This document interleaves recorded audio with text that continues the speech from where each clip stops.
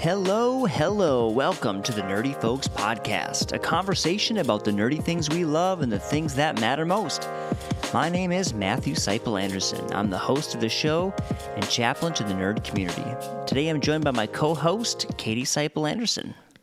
Hello, everybody. Today we are talking about Rings of Power detractors. We both really like the show, but there's plenty of people out there that don't like the show.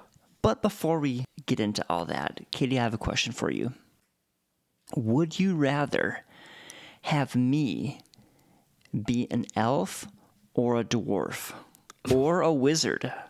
Ooh, okay. The wizard thrown in the mix is a little tough. What if it was between an elf and a dwarf? We're talking about like elves in like Lord of the Rings elves, not elves like Santa's helpers elves, right? Yes, please. Yes, because that would change things entirely. I mean, I'd rather have you be an elf. Good, because my Scandinavian complexion makes me a little more elvish as it is. So. You're also kind of like tall and lean, so you could either be a wizard or you could be an elf. All right, Matt, would you rather die in a pretend world that's full of peace or face the reality even if it's dire and there's no hope? I mean, how good is my imaginary life? I don't know. I mean, I was just thinking about Celebrimbor and how he had this like pretend peace world that he was in, and then he had to like face the reality. It's easy to say that I would want to just face reality and, be a man, but I think it's easier said than done. It can be hard to leave comfort and give up things for like a cause, like a feel-good cause or a right and noble cause. But in the real world, reality eventually needs to be faced. Yes. That was a deep one. Would you rather me be an elf, a wizard, or a dwarf? That's a more fun one. Well, you already are a wizard. I don't know how to take that. The only wizards I've seen have beards. Well, I'm just saying that you're a magical... I have not seen a female wizard, actually. Yeah. Not in this world, at least. It's true. Some of the elves have some magic. But you're right. That's a good point. You just want me to be the one and only female wizard. Yes. Break that barrier. Why am I a wizard? You're just a magical human being that just makes the world better. Oh, and that was very good. That was good. Is that going to make it to the final cut? On RottenTomatoes.com, Rings of Power has an 84% tomato meter score, which is pretty good. That score is generated by people who are Rotten Tomatoes approved critics. However, it has a 48% popcorn meter score, and that number comes from just random people who are submitting their score for the show. Are the naysayers more likely to go on? I mean, if you just kind of like, you like it, but you do not like, this is the best thing ever, are you just going to not do it? I think so. And I hear more and more about shows being review bombed by a vocal minority of people who just want to voice their gripes. Right. If you're just enjoying it and it's not like particularly like life-changing for you, you might just enjoy it and call it good. But if you really hate it for some reason... I thought it was worthwhile to talk about some of the common criticisms of this show because some of them are very valid. First off, there's frustration about non-Tolkien stories, like the story of Arondir, the elf. His character was completely made up. But it was a good character. It was a good character.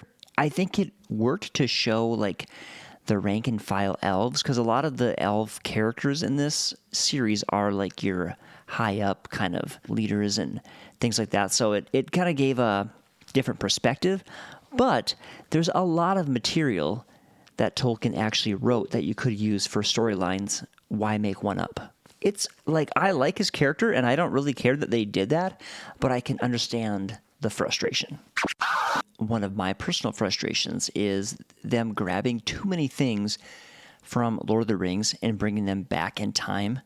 For example, I don't know if you remember the episode where they faced those like phantom monsters that came out of the tombs.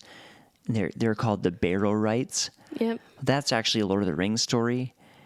And where the tree swallows up Gandalf, that's actually a Lord of the Rings story, but it happens to the hobbits traveling along instead of happening to Gandalf. They're kind of stretching things and grabbing things and moving them around. And it causes, people who truly love the source material, it causes them frustration.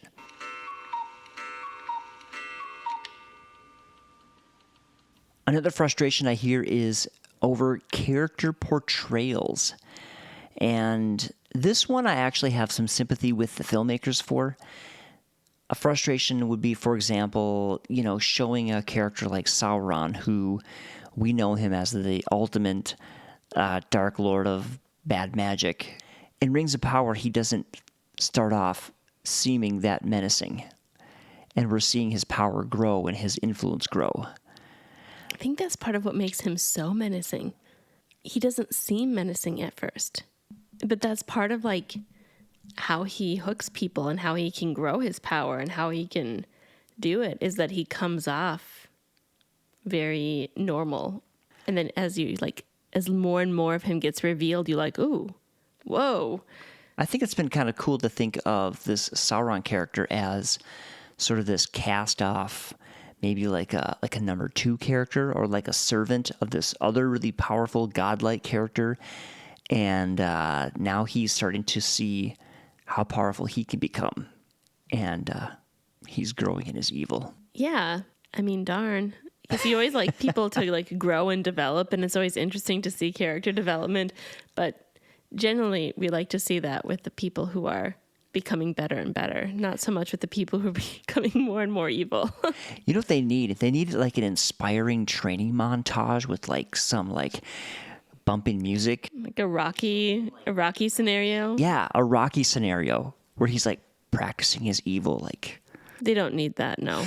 Boots and cats, bow to me, slaves. Can you imagine what the critics would say to that? Another frustration that I see out there is people who feel that Rings of Power are breaking the rules or the spirit of the originals in some way. That would bother me more than just adding a character. For me, a moment like that was when they started to show the orcs in a more sympathetic light. Yeah, that has been a little weird to see them like referred to as children and looking for a homeland. Yeah. Showing the orc babies. A trend in recent years has been to kind of show everybody as sort of gray and not show like distinct good and evil. Yeah, that was one of the nice things about Lord of the Rings, is there's like good guys and bad guys. Yeah. So I think, Katie, that all these issues with Rings of Power can be illustrated with a question. The question is this: are chicken nuggets really chicken? I would say, although chicken nuggets are comprised primarily of chicken, they are their own separate thing. And Rings of Power is comprised mostly of Tolkien material taken from the appendices and taken from his notes and taken from the Silmarillion and the different books. However, it's been cut up and compressed into a mold and made into its own thing. So deep fried. Served on a platter. There is no stringy texture left. It's like the texture of pencil eraser. Yuck. That brings us back to the point that I always make. But I have to say, chicken strips are better than chicken nuggets. And chicken strips are a lot closer to just chicken. Just fried chicken. That's true. So the moral is, you can still enjoy Rings of Power even though it's chicken nuggets, and you might have some qualms. Just try to enjoy it for your own sake.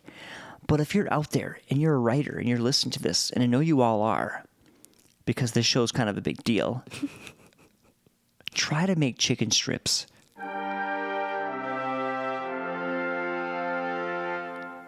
So, Matt, in episode 7, there was a quote by, I think it was Celebrimbor, who says to Galadriel, "It is not strength that overcomes darkness, but light." It does remind me of John 1:5, which says, "The light shines in the darkness, and the darkness has not overcome it." Didn't Tom Bombadil say that to... Yeah. Didn't Tom Bombadil say that to Gandalf, and then Gandalf says it to Frodo? That's one of the gripes I've been hearing from people. By making some of Gandalf's best lines actually lines that belong to other people before him, it sort of cheapens Gandalf's character. Yeah. It's like, why not invent some new wisdom for Tom to impart and let that be Gandalf's wisdom that he imparts to Frodo? I can see both sides of it, because like wisdom is kind of passed down. That's like definitely a thing from one person to another. Parents pass it down to their children, or mentors pass it down to their mentees. So I can see that piece, but I can also see that kind of detracting from Gandalf also. Well, y'all, thanks so much for listening. It's been a blast talking with you about Rings of Power and Lord of the Rings. Hey, if you haven't yet, like and subscribe. Please like and subscribe and share the show. It helps us out tremendously. You can connect with us at nerdyfolks.com. You can contact us by emailing info@nerdyfolks.com. And love you. Take care. God bless. And bye-bye.